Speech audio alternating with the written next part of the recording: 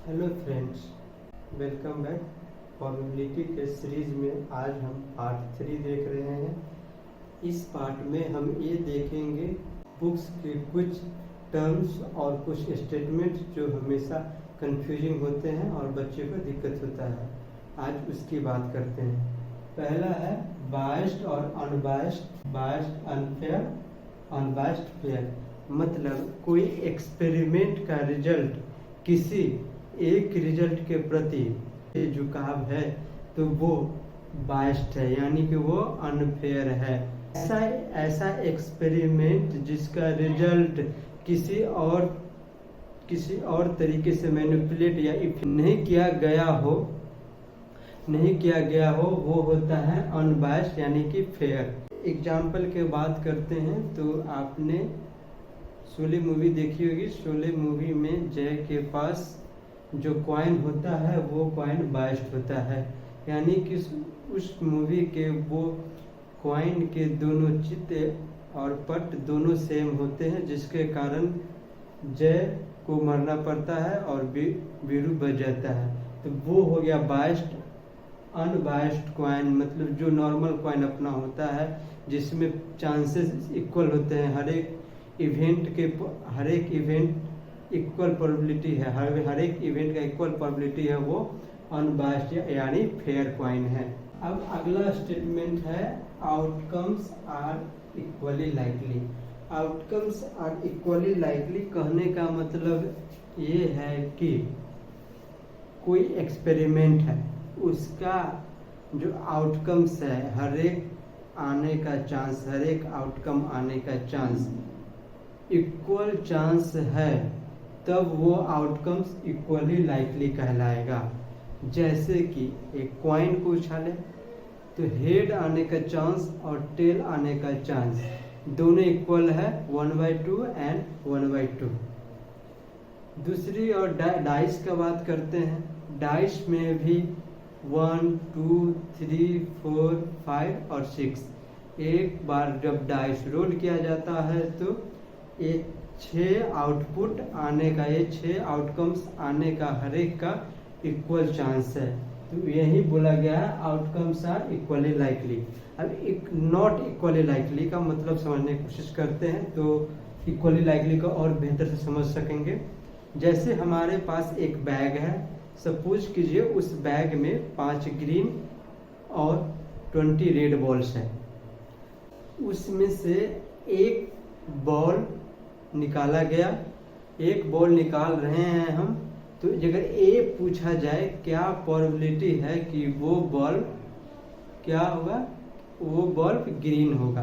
हमारे पास ग्रीन कितना था, 5 था, रेड कितना था, 20 था। तो as assumption, as a intuition हमें पता है ये बात कि बॉल जो हम निकालेंगे मैक्सिमम चांस ये है कि वो बॉल रेड होगा, यानी कि क्या है, ग्रीन बॉल की चांसेस कम होगी और रेड बॉल की चांसेस ज़्यादा होगा।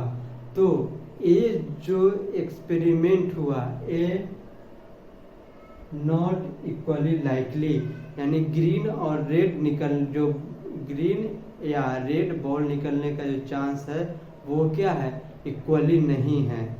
अगला बात करते हैं experiment with assumption of equally likely. अब कॉइन है, आप 1000 बार उसको टॉस कीजिए। डाइस है, उसको 1000 बार, करोड़ों बार उसको रोल कीजिए, उससे कुछ फर्क नहीं पड़ता है। हर बार क्या है, अपने को चांस, हर बार अपने को ये मिलेगा कि हेड या कॉइन में हेड या टेल आने की इक्वली लाइकली है। डाइस में 1 to 6 आने का इक्वली लाइकली है। लेकिन प्रोबेबिलिटीज का इस्तेमाल इसके अलावा भी बहुत कुछ में साइंटिफिक कैलकुलेशंस में होता है। मैक्सिमम इस्तेमाल इसका साइंटिफिक कैलकुलेशन में ही होता है। अगर सपोज कीजिए स्पेस एक्स एक सैटेलाइट लॉन्च कर रहा है। अब सैटेलाइट लॉन्च कर रहा है तो सैटेलाइट का फेलियर होने के चांसेस और सक्सेस होने के चांसेस कितना है, तो कैसे पता चलेगा। जब वैसे सपोज कीजिए हम 10 सैटेलाइट, 100 सैटेलाइट, हजारों सैटेलाइट को लॉन्च करेंगे, तब एक हमारे पास डाटा आएगा, पता चलेगा ठीक है 80% सक्सेस है, 20%। हजारों सैटेलाइट को लॉन्च करेंगे तब एक हमारे पास डाटा आएगा, पता चलेगा ठीक है 80% सक्सेस है, 20% फेलियर है। तब वहाँ पे अपने को प्रोबेबिलिटीज काम आएगा, प्रोबेबिलिटीज निकाल सकते हैं। लेकिन ये जो रिपीटिशन का काम है वो क्या है, बहुत कॉस्टली है, टाइम कंज्यूमिंग है, ऐसा कुछ हो नहीं सकता, ऐसा कुछ कर नहीं सकते हैं। तो क्या होता है, ऐसे एक्सपेरिमेंट्स जो रिपीटिशन करना बहुत ही कॉस्टली होता है और रिपीटिशन टाइम कंज्यूमिंग होता है, तो उसमें कुछ हम एजम्पशन मान लेते हैं कि इक्वली लाइकली है या सक्सेस फेलियर इक्वली है, पहले ही मान लेंगे। उसका एक्सपेरिमेंट करने 100 सैटेलाइट लॉन्च करके ये प्रोबेबिलिटी डिसाइड नहीं करेंगे कि इक्वली लाइकली है या नॉट इक्वली लाइकली है। ऐसे जब एक्सपेरिमेंट करते हैं तो पहले ही एज्यूम कर लेंगे ठीक है ये इक्वली लाइकली है, सक्सेस और फेलियर। क्लासिकल मतलब का बात करता है, ओरिजिनल थ्योरेटिकल मतलब थ्योरेटिकल थ्योरी में है।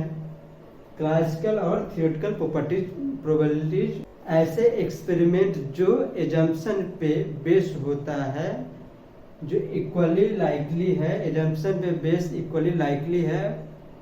उसके बाद जब हम प्रोबेबिलिटीज निकालते हैं तो उस प्रोबेबिलिटीज को बोलते हैं क्लासिकल या theoretical probabilities.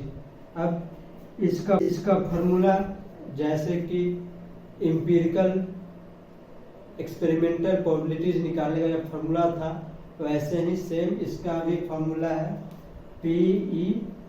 P probabilities of an event E, number of outcome favourable to E, मतलब उस इवेंट के लिए कितना फेवरेबल आउटकम्स आ रहा है, और upon number of all possible outcomes of the experiment.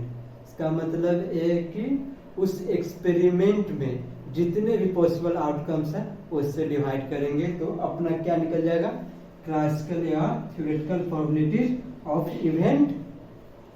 Event E। Next statement है event having only one outcome of the experiment is called elementary event. अब एलिमेंट्री इवेंट का बात करते हैं।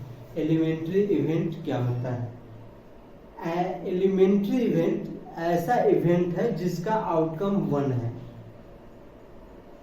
अब दूसरे तरीके समझते हैं, कोई जो एलिमेंट्री इवेंट नहीं है, जैसे कि एक डाइस को रोल किए और इवेंट हमारे लिए ये डिसाइड कर लिए, यानी कि डिजायरेबल इवेंट है।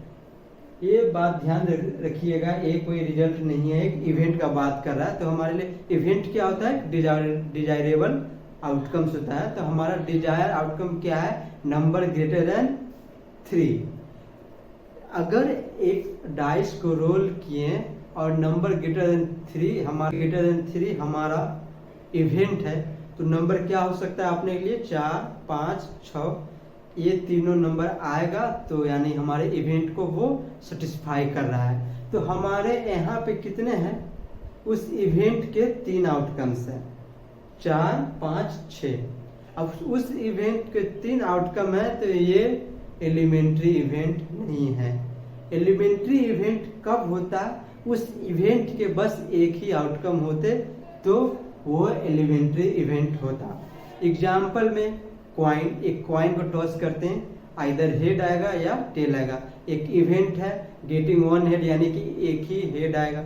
डाइस एक बार डाइस थ्रो किए और छक्का आने का क्या है, एक इवेंट क्या है, एक छक्का आने का इवेंट क्या है, एक छक्का आया, तो ठीक है एक ही इवेंट है। तो ये सब क्या है, आपका एलिमेंट्री इवेंट की बात करता है। थैंक यू, नेक्स्ट पार्ट में मिलते हैं।